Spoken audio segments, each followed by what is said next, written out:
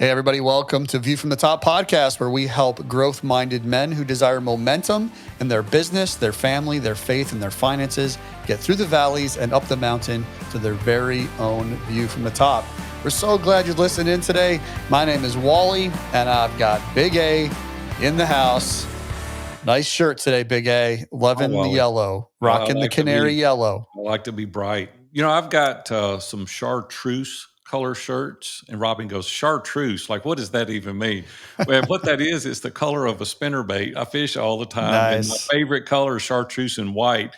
And so I wear these shirts that Robin goes, like, your face is green, like you're glowing. And I'm like, hey, what can I say? I like bright colored shirts. And so we go. Here we go. I got a question for you today. Okay.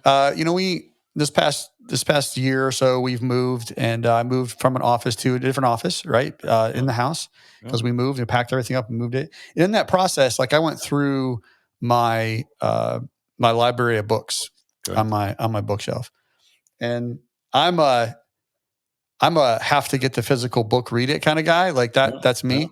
Yeah. I've listened to a couple books on audio. I actually have an Audible account that currently has like 10 credits that roll over every month. Have you ever downloaded my Audible? I have not. I'm offended. Why? I've read your book like three times. I know, but why wouldn't you support me and buy the Audible? Yeah, I make like $8. No, I'm just kidding.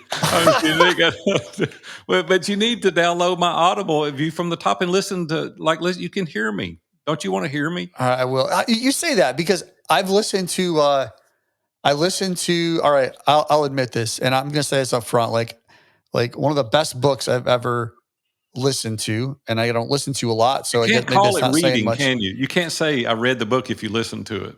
I listened to Green Lights, which is Matthew McConaughey's book, and you have to be mindful of the language. He does use some language in there, but if you know Matthew McConaughey at all as an actor and the way he talks, listening to his book, so probably. With you, if I listen to your book, I listen to you all the time, though, man. So you can't handle it anymore. What do you do? What do you do? Are you Audible guy? Let's talk about Matthew for a second, because we got to go back for a second. I've not listened to the book. I've not. Oh man! But I think we, as a mastermind, laughed harder at Patrick Lewis's house at our mastermind meetup when we were talking about Kurt Stowers on his back floating down the river. Naked.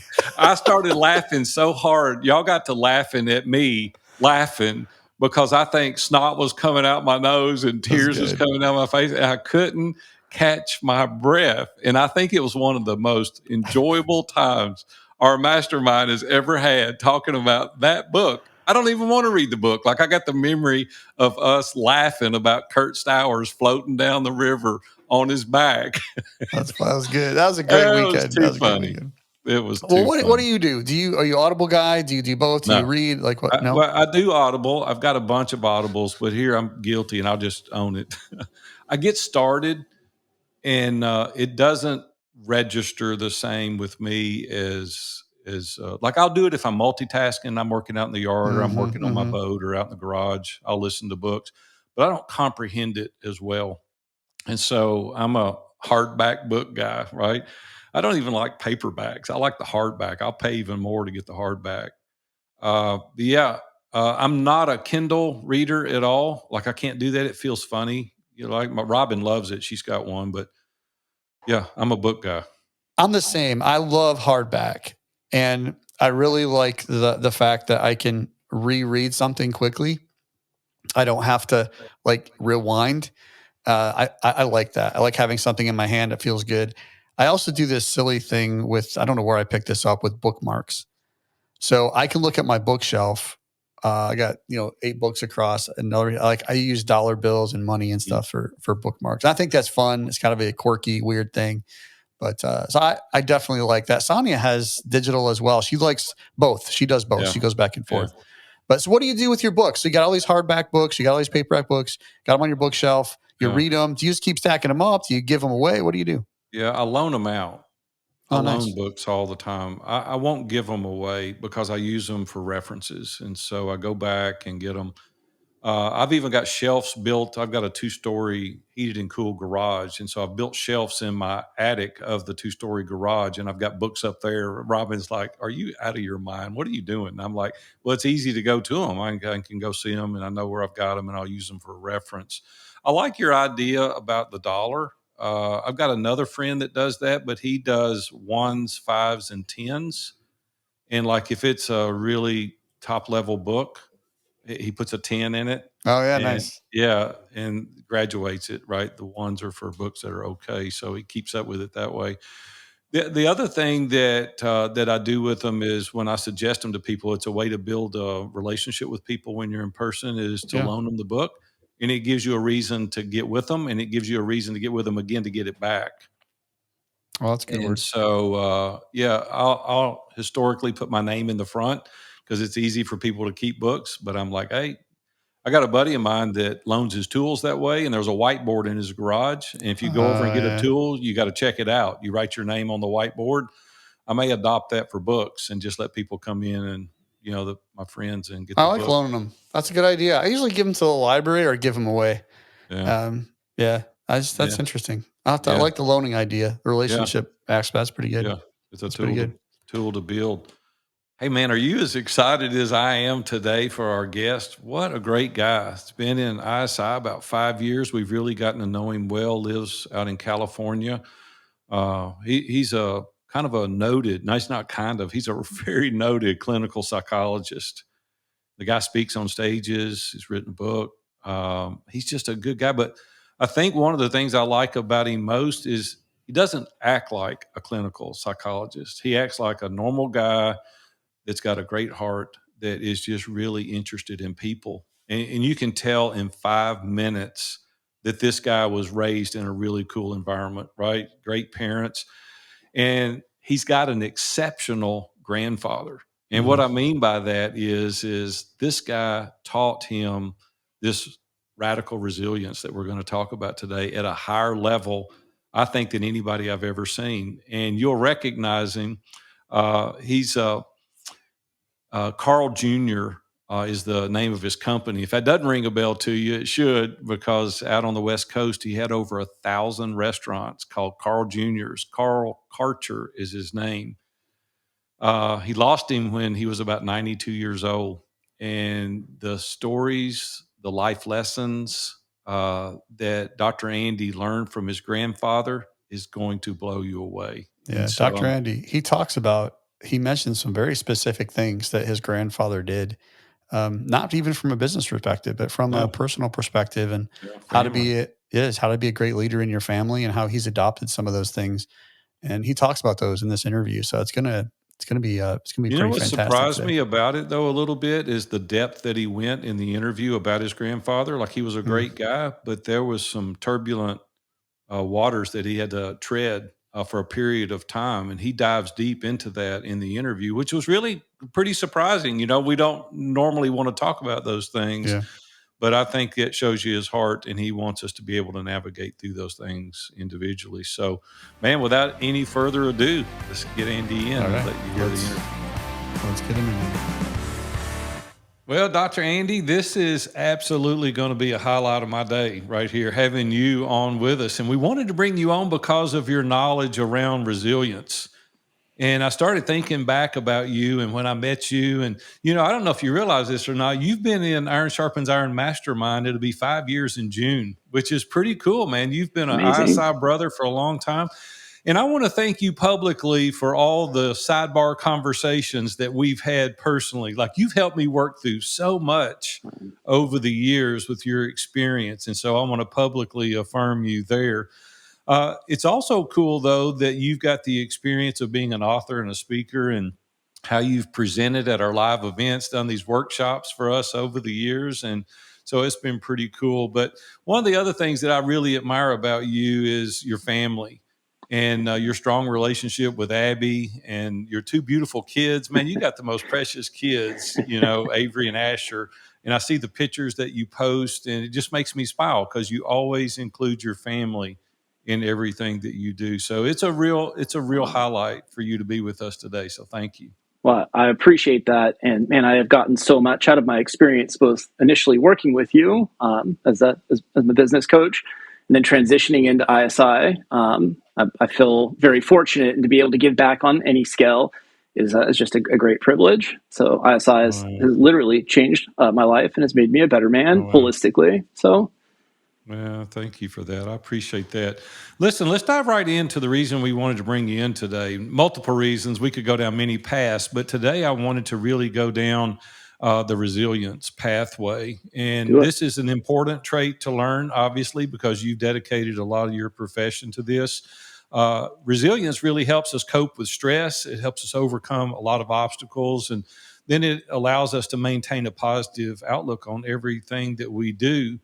And I know this is a mindset that you've adopted on radical resilience. Um, and what was cool when I was preparing for this and thinking through it, that radical resilience, it aligns perfectly with three of our core values. And I thought you've got to have that to make things amazing in order to not have excuses and Yeah, to figure out everything. And everything's figure outables our fourth core value.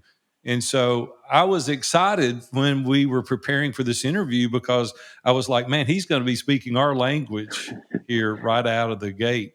You're really known though throughout the country and even abroad for your authority on identity. You've that's really right. studied identity a lot. How does this focus on radical resilience fit in with this work on identity?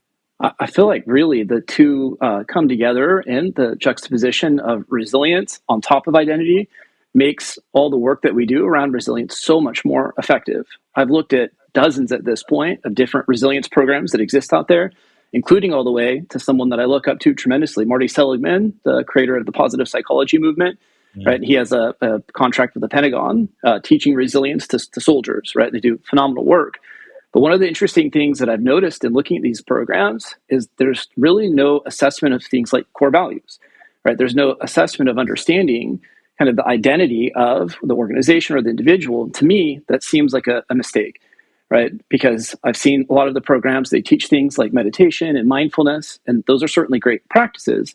But I've worked with enough individuals and organizations that sometimes even that language, right, kind of can turn someone off, right? That this feels a little too woo woo, or right, there's in some ways it may not align with their values. And so when you start with the foundation of identity, understanding who an individual is or who an organization is, and understand the values that they stand by. I mean, I know for me, when I'm focused on my core values that you're talking about, I mean, I feel more clear headed. I feel more resilient. I feel like I could kind of run through a wall, right? I feel stronger.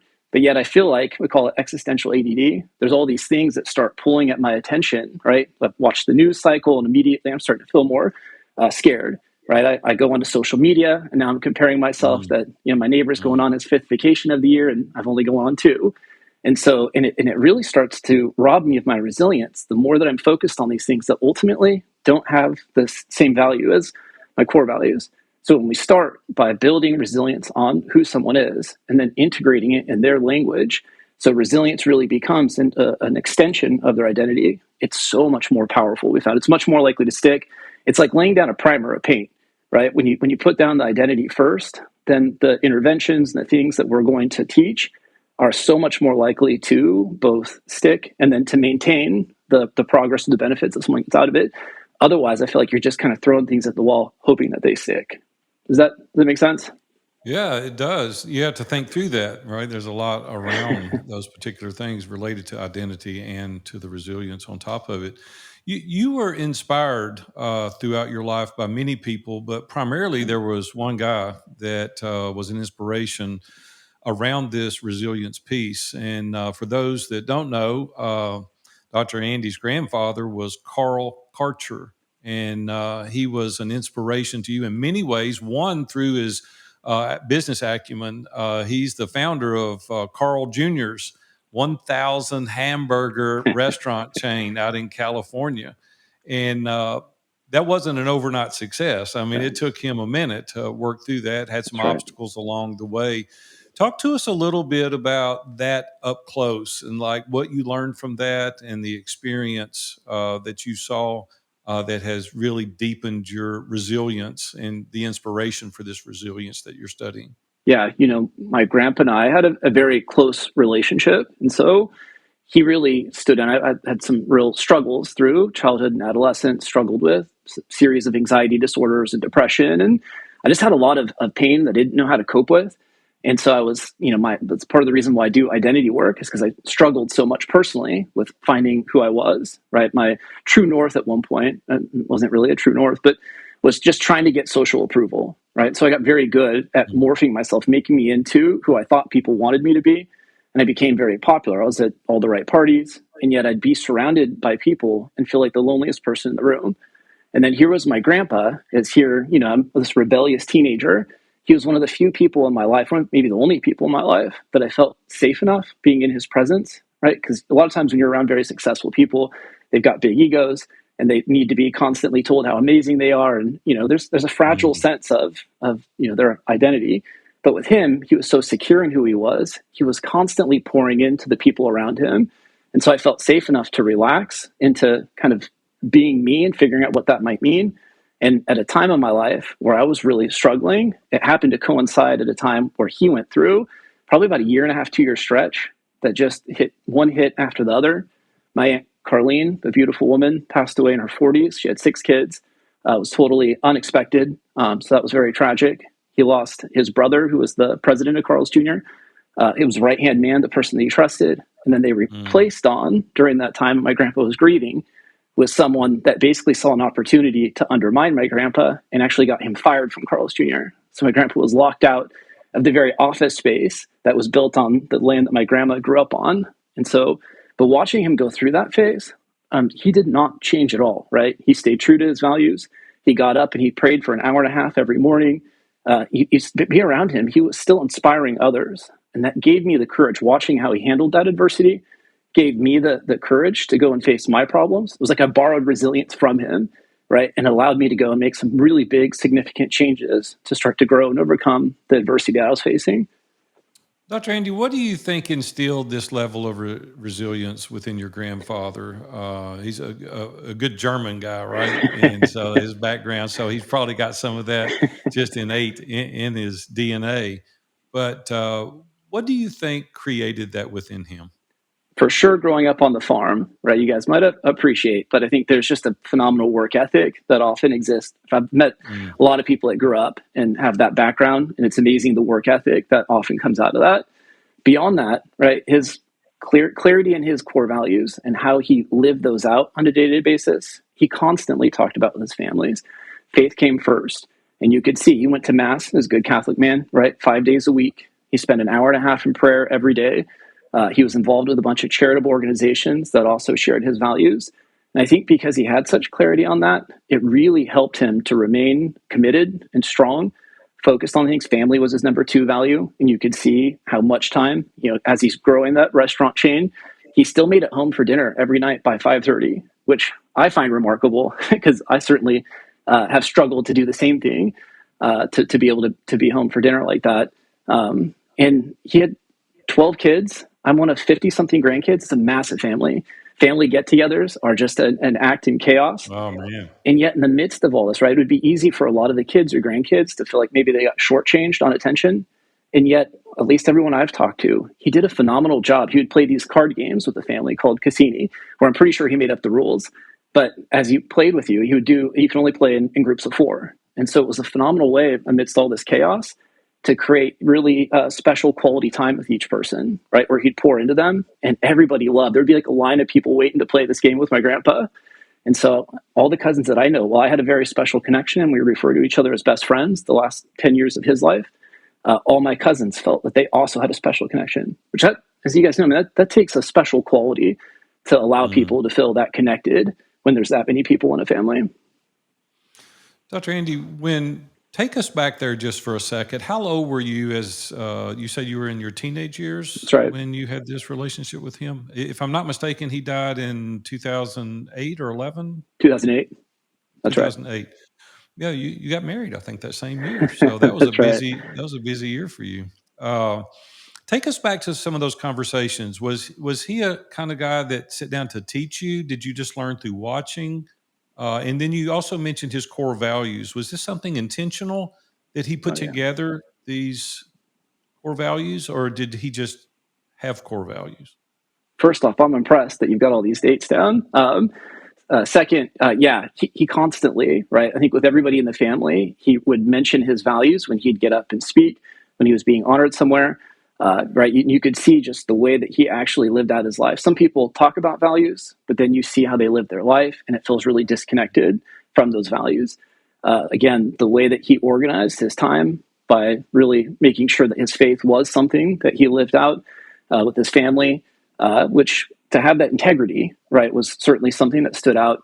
I think a lot of it, he didn't really talk to me ever about business, right? Other than he'd said, do what you love and the money will follow. I remember that's one of the things he'd say. He had something that had nothing to do with business, but it has actually inspired me, where I think maybe a few times I complained about being bored around my grandpa. And he had this saying that if you're bored, it's probably because if you're bored, it's because you're boring, right? And it's one of those things that as I've gotten older, I've used that when I'm not having the success, or maybe I'm frustrated, I'm not seeing the progress that I'd like to see, that instead of passively waiting for something to happen, go out and be the change that you want to see take place, right? So if you're bored, go out and be a person that's fun, right? Be entertaining. And so he certainly wasn't a person that used excuses at all. And so he really led by example. And I got a front row seat to watch him. You know, we go to Angels games over and over again. He'd take me on road trips and things like that. And the way that he treated people, the way that he just loved, I mean, he really saw even in the hamburger business that he was in the people business. And so the way that he was phenomenal at remembering people's names. People would come up to him at an Angels game and they'd say, Carl, I'm sure you don't remember me, but you gave me my first job 30 years ago. And he'd be like, Tim, you know, it's great to see you. And I know your wife. Wow. And the way that people felt valued out of that, right? And I've often joked around that if that was a genetic thing, that it's skipped a generation with me. But I realize now that the reason why he was so good at that is because, one, I think he was secure in who he was, right? A lot of times when I'm meeting people, I'm already trying to think of what funny, thing am I going to say? Right? I'm too worried about what I'm going to say, as opposed to just relaxing and feeling secure in who I am. And because he valued that, he was really intentional about, taking in that name and memorizing it. And so I've really found over the last couple of years that I've gotten much better at remembering names, because I think I realized what allowed him to do that. This is even getting more interesting to me, because now you tell me this about your grandfather, which coincides with our number one core value: relationships matter most. And you just said he was in the hamburger business, but he was in the people business. That's right. And entrepreneurs oftentimes refer to people like your grandfather as he had it. It's hard to identify what it is exactly. Yeah. But I love your grandfather. I've never met him. I would love to meet that guy because of that level of resilience, and because of his perseverance and his determination. And then I like most of all so far because he had prioritized his priorities. That's right. Right. He had sat down and said, hey, my faith is most important, then my family, then my business. And it just played out magnificently well, and went on to be worth an exorbitant amount of money over the course of his career. And so congratulations on having such a grandfather that was able to instill these values in you. We all want to thrive. And I know AG Thrive is the name of your company. I love that. It doesn't matter what we're doing. We want to thrive, right? Most people do. Not everybody, but most people want to do that. And we don't want to just survive. And I don't like that. I don't like to just survive. Yeah. I'm like, hey, if we're going to do this, let's go for it. Let's really go for it. How do you think having radical resilience helps us in the midst of adversity? Because we all have adversity. It doesn't matter how successful. It doesn't matter the phase of life that you're in. You're either coming out of adversity, you're getting ready for adversity, right? It's always there. So how does this radical resilience help us dealing with adversity? Well, I love it. I think even as you were mentioning how resilience really kind of it's baked into three of your core values, right? I think resilience is really that thing that often allows us to have the results that we want in life. But without resilience, oftentimes we find it difficult to reach, right? Because we give up too soon, or right, we stop believing in ourselves. And the thing that we've tried to do in really creating this concept of radical resilience is to set it aside from a general sense of resilience, or what we refer to in our program as white knuckle resilience, right? Which is some good old fashioned, aphorisms or slogans like, tough it out, just never give up, things that are good advice, but it's really ambiguous, right? It doesn't necessarily give you a personal sense of what you need to do to be able to rebound quickly from adversity or setbacks or rejection. And so what we've created in this program is a super customized program, again, focusing on identity first, and then building out resilience strategies that focus on what your values are, who your support system, knowing what your unique strengths are, all these different pieces that help you to respond to really difficult moments in adversity by almost immediately getting into growth mode, right? And so it's not just because I know, like I've always been someone that is stubborn, and so like I don't give up, but that doesn't mean that I don't make some really self-destructive or sabotaging choices, right? While I'm not quitting, and so I can delay my ability to make progress or growth while still choosing not to quit. And I think right now, especially in these current economic times, a lot of people don't have the luxury of being able to stagnate for very long. So the ability to respond quicker, right, by getting into like knowing what helps you to be able to tap into your creative problem solving, right? When we get fear-based, it tends to rob us of our creative problem solving. We get tunnel vision. I saw this in 2008 with the last economic recession, right? I'd taken some part-time. We just bought a house, Abby and I. I was building a private practice. So I went back to the place I did my internship at a psychiatric hospital. And we had a really consistent demographic that we saw there, right? It was people with severe mental illness and dysfunction. But we saw a shift in 2008 where all of a sudden there was these very successful business owners oftentimes who their identity was so attached to their success in their business. But when the economic conditions changed and they were no longer getting that same success, they just kind of rigidly kept trying to do the same thing over and over again. It's like they had no ability to pivot. They didn't have the resilience, what we call radical resilience, to recognize that often there was a solution if they could have just been agile enough that their company not only would have survived, but there was even opportunities to grow and thrive in tough times. But instead, they kept doing the same thing over and over again. Things collapsed and they had a ton of shame. And so they often became so depressed that they just could no longer function. So we built this program in part because I wanted to help people avoid going down that path again. And I know that there are solutions that can help people to respond more effectively. Real briefly, there's interesting research that reflects on thriving in marriage, thriving in business, and thriving in individual. And there's this magic ratio that's essentially 6-1. And it's kind of like a bank account, right? Where you put 6 deposits for every withdrawal. So in marriage, I know John Gottman talks about this. It's the best predictor of, couples that don't get divorced or what he saw. And so that's like every time that a husband puts his hand out for his wife and she reciprocates by holding it, right? That's a moment of coming together. It's a deposit versus those moments where someone makes a criticism, the person has hurt feelings, so they shut down. That's a withdrawal, right? Because we have a negativity bias, we tend to give more attention to the negative. So we really need a surplus of those positive moments.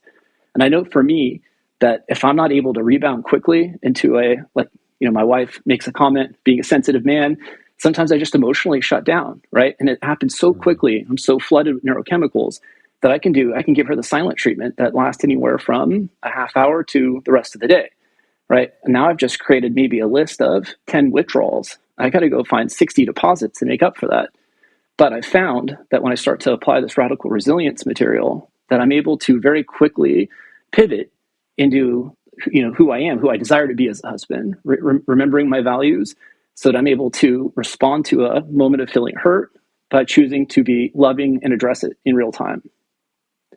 So the more agile you are and the more radically resilient you are, it helps you to make sure you have a surplus of those positives and it limits the negatives. Let's take it just a step further, just for a second. So yesterday I called Wally.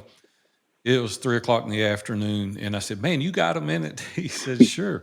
I said, I'm spent. Like I'm done. Like I'm toast. I've got a major adversity in my life right now. I've got a family member that's ill.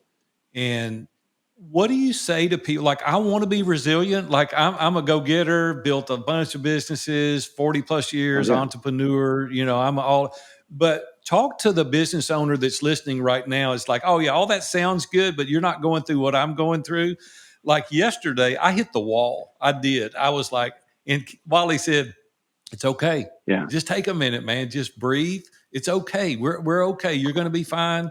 Let's walk through this. It's okay to feel that way. Like I wanted to jump right back and I wanted to get in the game and I couldn't. Yeah. Like I didn't have it in me, right? I'm resilient. For So sure. what do you say to those folks that are listening right now that's bumping up against the wall and they got nothing left?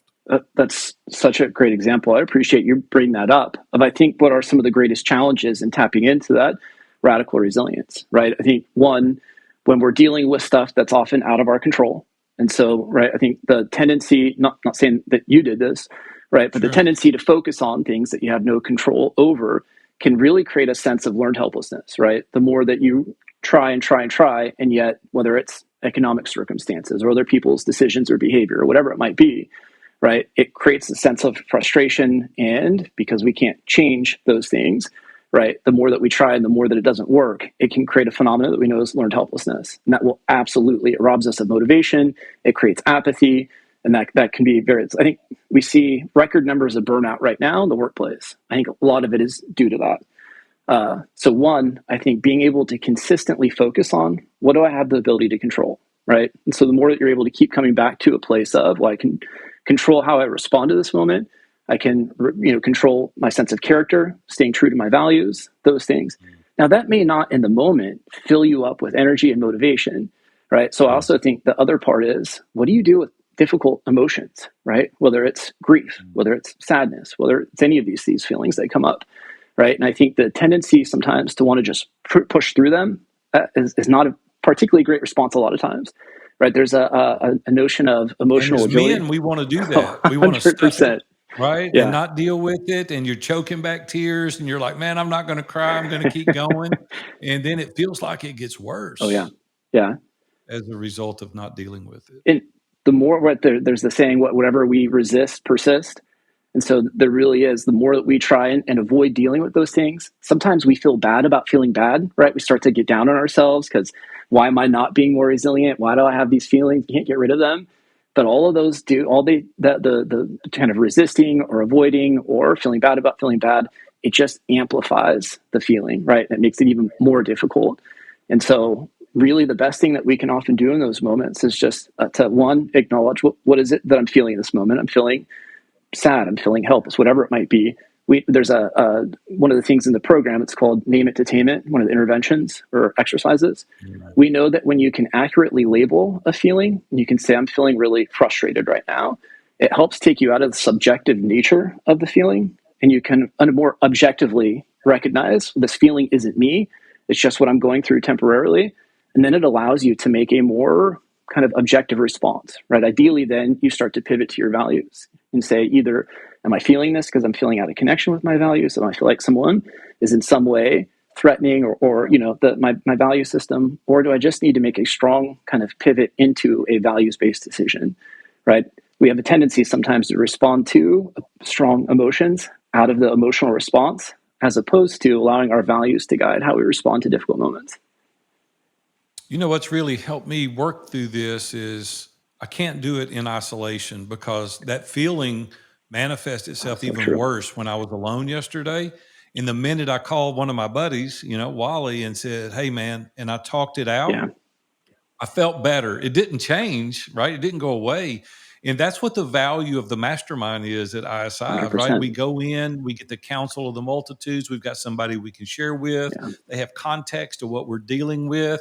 And you're like, "Hey, Big A, I remember when you felt like this before, and here's what we did." And you're like, "Oh yeah, you're right." Right. It gets us out of the moment. And so yesterday, like, it didn't change, but when I got off the phone, that sense of encouragement that Wally gave me, and it's like, "We've got this, you're going to be okay. If there's anything I can do, call me." And I'm like, okay, I got somebody in my corner, right? Yeah. And it really felt good to have that. So isolation is a terrible thing. Can I ask a question about this, Dr. Andy? So when Big A called yesterday, when Big A called me yesterday, he's the one dealing with the challenge, right? And so, but there's lots of people around us that are family members, coworkers, business colleagues, employees, people we work with at church and in ministry, like everywhere, people have challenges at different times. And so, but sometimes we're there to help, we're not part of the challenge necessarily, but we're there to be a listening ear. Is there anything regarded that you could just give us? Like yesterday, I'm just going to tell you, I felt helpless with Big A. I did. I'm sitting here just praying in my spirit, God, I don't know what to say. This is just stinking hard, And it's like, I get off the phone and I felt like I offered no support. And so I felt bad for like 2 hours. That wasn't his intent at all. It wasn't, he did nothing wrong. He's like, hey, I just got this going on. And yet today he's like, man, that was an encouragement to me. And I'm like, dang, like in the moment I felt, what if you're on the other side? Yeah. Like what if you're on the other side of that? Yeah. Like, what are some, I mean, I don't know. Can you speak at all to that? This is just a really fresh thing, right? Yeah. It's such a great question. One, to speaking to the beauty of the mastermind, and certainly especially ISI, I'm sure you guys maybe have seen this statistic. I don't remember the specific number, but it's something like 70% of men, right, have really fostered no real friendships, right? And so when they go through suddenly a crisis, they have no one to reach out to. And I remember I did at my church, I went through as an executive, we did a 6-week series on, masculine identity, and we went over emotions and the need for a tribe. And there was a lot of very successful executives in the group that were saying that's me, right? Like I'm part of that 70%, which was just really eye-opening for me to see. But love the question. Just recently, I was asked for a charity that I'm involved with to write something on compassion. My initial response to that was to say no, because it's not really an area that I typically write about, and I didn't have the time. And my wife said, no, you're going to say yes to that, and we're going to write it together. And I was like, oh, that sounds even worse than the original idea. So, but it's a bigger challenge you're taking on. Absolutely. Yeah. She is my worst critic, but also gives me phenomenal feedback. I mean, she'll be very honest with me.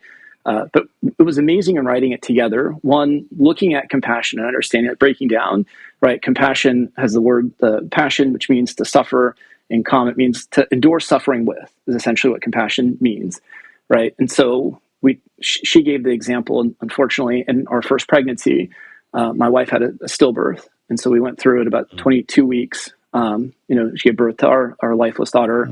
And it wasn't even something that was on my radar as a possibility of an outcome that could happen. And my wife had always had it on her heart that she was going to be a mom. So she just went through this terrible grief, right? And I knew immediately we needed to get into counseling, that even as a counselor, right, that I wasn't equipped to take my wife through this. And I had my own grief I was dealing with. But one of the things that we wrote about in there was that, a lot of times we just want to fix. We want to come in and we want to make it better, but that would actually make things worse, right? And so I think, fortunately, I was able to come in and just be with my wife, right?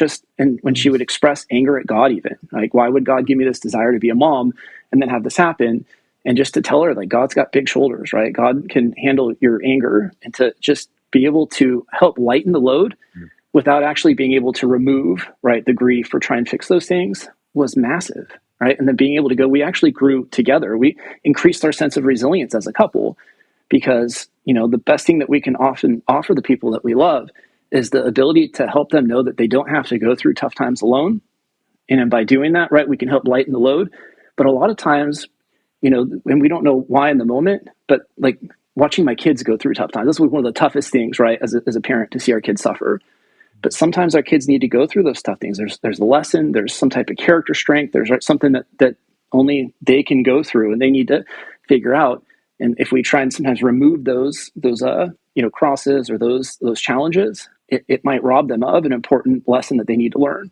But that's a difficult thing to do. So I think it's one of the hardest things to do. And so, but I think compassion is a great answer. It's probably I feel like the best answer that I can offer on that. And I love, right, that you guys have that friendship.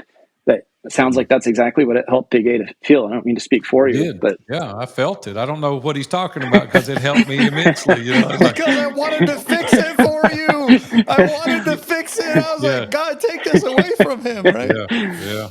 Yeah. Just that compassion. I guess that's what Dr. Andy's speaking to. Is just that you were listening and you were willing to be compassionate.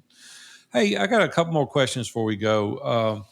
COVID was a horrible thing, right? We've all gone through that. Yeah. There's still some outlying, residual left of COVID.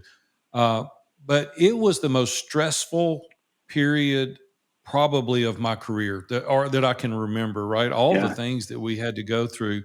How can we develop some sense of radical resilience to help us deal with all these new problems? Like, we're dealing with things today we've never had to deal with at all. Yeah. And are there some practical tools or techniques that you could maybe give us to help us understand and work through these post-COVID problems that we're experiencing today. For sure. And I think some of the things that I've seen in my practice that have been lingering, the effects of COVID. One, it robbed a lot of people of autonomy, right? We know there was a huge study looking at people that were sustainably happy over a long period of time. And what was the internal characteristic, right? Like, was it optimism? Was it good social skills? And autonomy, interestingly, was the best predictor of long-term sustainable happiness. But autonomy, like the best definition I've seen of that, and it does fit. I think it's hard to be autonomous without resilience, but it's a self-governed choice with moral agency, and it really requires both of those elements, right? That you feel like you're able to make choices that are important to you, and it feels like it's reflecting, right? Because a lot of people come in and they'll say that their core value is freedom or independence or autonomy or something like that, but the way they're living it out is in this rebellious sense of you can't tell me what to do.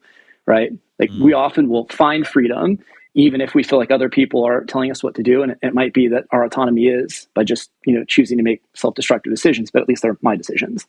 So to get back to, I think, COVID, right? There were a lot of things that just were outside of our control. And so I've seen, again, a lot of times when there's nothing you can do about those things, it can create that phenomena of learned helplessness. And that's what I've seen is just a lot of people that are struggling to recapture motivation, a sense of agency, right? There's just tremendous amount of burnouts. I was talking to a woman the other day. She works with HR executives, I think like 150 at a time. And she said that they're seeing in the workplace just a difficulty to get employees motivated. And again, those burnout numbers being so high. We know one of the things around burnout is that you often stop feeling effective, right? So it might be that you're still going to work but you kind of feel like that proverbial hamster on the wheel. And so it might be that you're just doing things that don't feel important to you, right? It's like you're doing things that other people, agendas they've set, but it feels disconnected from your value system. So the ability to find how can I make, actions, how can I do things that actually feel purposeful and impactful?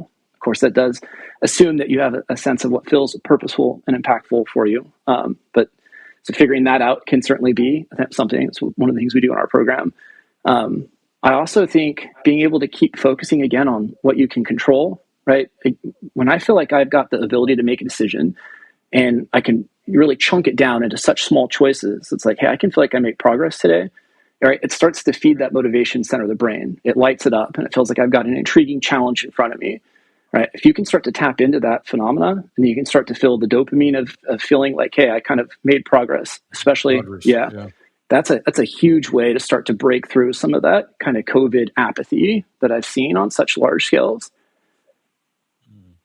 When I start thinking about this resilience and it being radical, as you've described it, I'm a small business owner and I want my whole team, right, to do this. It's like I want everybody to have this level. Is this teachable? Like if there's other small business owners out there listening today, can this be modeled or can you take your team through that? I know you've got a program we're going to talk about in just a minute, but is it teachable to teams? 100%. And, really we've created a framework so that it's fully customizable. That's one of the things, right? That we don't want a one size fits all because one size fits all often doesn't fit a large percentage of people, right? Sure. And so we've really created a framework that you go through so that it's totally customized to what the value, of the business, what it stands for, the identity, the purpose of the business.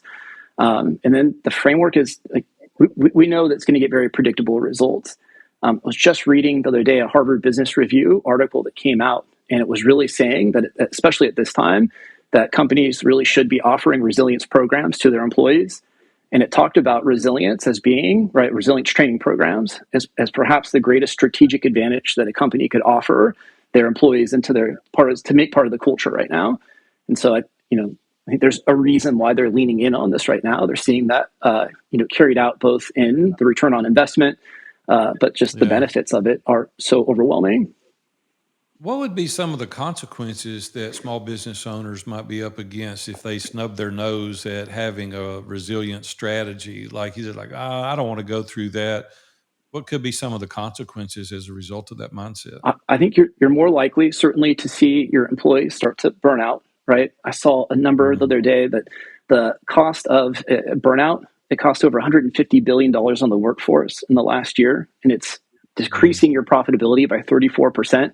For small and medium-sized businesses, that's pretty staggering, right? In addition to, I think employee turnover is more likely to happen, right? We're seeing, especially in the younger generation, employees are more motivated by purpose than they are necessarily about making the most amount of money that they can make. So I think being able to help them to tap into a purpose, which creates more resiliency, is huge in retaining great employees. Right? We all know that the cost of onboarding, right? I think one of our guys in our group, Matt Weichel, was telling us it costs $40,000 to onboard a new employee. And yet a lot of times they're not doing the work in advance to see if that employee was a good fit, right? That's one of the things that we'd certainly do in this is how do you hire people that you know are a good fit for your culture right, which is going to increase, again, the overall culture of radical resilience within a company. But there's certainly some bottom line, in addition to phenomenal research came out of University of Michigan's big business school, that when you create a really resilient culture, it amplifies all the things that you want to see in a business, right? Everything from profitability to increased employee motivation to, right, and it buffered them against the effects that you don't want to see in your business, right? So when times got lean, employees would often rally around each other, right? They'd support each other, they'd make sacrifices for each other. So there's this incredible amplifying of all the things that you want to see, having a great place to work, and retaining great employees, increasing profitability, but also creating a protection against burnout, employee turnover, and lost productivity. A couple of years ago, Dr. Andy called me and he said, "Hey, Big A, I'm working on this radical resilience program." And he said, "Would you take a look at it?" And he sent it to me. And I said, "Do you really want to know what I think?" And he goes, "No, Big A, give it to me straight, because that's what we do in Mastermind." And I made some comments and I was like, "Man, I hope this doesn't hurt your feelings, because I didn't know you as well then. But I want to say kudos to you, man. You went back and put your head down. You made some radical changes. It's phenomenal now." And that's one of the benefits of being in a mastermind with guys like this, right? You get to see behind the scenes, you see the work that's put in, the research that's done. And man, you have spent years putting together a phenomenal program. And I want to ask you, is it for everybody? Is it for select people? And then I want you to give us a link how we can get to that program and how to contact you before we go. Yeah, I think, one of those, resilience is certainly one of those things that will benefit just about everyone. Now, like we have 3 slots open right now for businesses because of the customized attention that we give, right? We're just very selective about the companies that we work with. We do have different ways to be able to go through the material. So we have a challenge that we tried to put, it's at $97. So we tried to price it what we thought was affordable. If somebody really could benefit from it and they reached out and said, "I can't afford the $97, honestly, we'll give them a free version of what's the same version, but we'll give them a coupon code so they can go through it. Oh, cool. Because I really believe that this is critical right now for people to be able to give a language and have a actionable, resilient strategy that they can lean into. But we've got certainly coaching and even cohorts of people going through this, which gives some of that celebrating victories and some of that support that is so important, right? That we get a chance to experience all the time in ISI. So just depending on kind of where someone's at and what they're looking to get out of this, there are different ways to be able to go through the material. Okay, cool. Where could they learn more? But we're going to put the link in the show notes as well, but give it to us now so that we've got it. And where can they go to learn more? Best place to go is just to go to my website. It's ag-thrive, thrive.com. And then, you'll be able to see, I think there's a pop-up right away for the Radical Resilience Challenge. It says it's a 7-day challenge, but really you can go through it, right? There's no time limit on it. You can go through it at your own pace. And there's actually there's 9 different exercises in there, including at the end, you get a 1-sheet Radical Resilience where you simplify everything that you've done. And on one piece of paper, you've got a fully detailed resilience strategy I've never seen anything like it that exists on this. And it's extremely powerful, right? Including your Radical Resilience mantra, which is like your mindset around it. And one of my favorite things, I'll say this real quick, is going through this with individuals that I'm coaching as they start to, because we often, when we're going through tough times, we tend to get recency bias. We feel like whatever we're going through right now is like the worst thing that we've ever gone through. And oftentimes when we look back, we realize that we've gone through some really tough times before. And so I love going back and being able to help my clients talk about a time that they went through something really difficult and how they emerged as a better version of themselves, and talk about maybe even a lesson or something they learned or a strength that they developed. And it's amazing some of the stories that have come out of that. I mean, I'd love to be able to share some because they're so inspirational.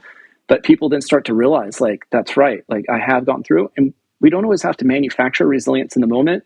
We can, again, borrow resilience either from sometimes our support system or also from the past, and recognize that because we've done difficult things, right, that we have the ability in us, and we've got strengths and lessons and tools within us that helps us to rise up and overcome adversity. Dr. Andy, you're always a champion, buddy. It was so nice to have you today. Guys, go out there and take a look at Dr. Andy's ag-thrive.com and take a look at his resilience program. It's outstanding. You're going to love it. And Dr. Andy, you've given us a wealth of information and good insight. So thank you for being with us at View from the Top podcast today. Yeah, I love this. Thanks for having me on. Really enjoyed the conversation. See you, buddy. Well, listen, if you're not as motivated as I currently am, you need to go back and listen to that interview again. What a great guy Andy is, and what life lessons he's taught us. The guy just has such wisdom. And to be honest with you, it really amped up my resilience. It was like, man, I got to go to another level with my radical resilience. And I want to encourage you today to think through what it is in your life that you need to shore up. What is it that's going to require more resilience? And I want you to take those skills and apply them deeply so that you too can have a view from the top.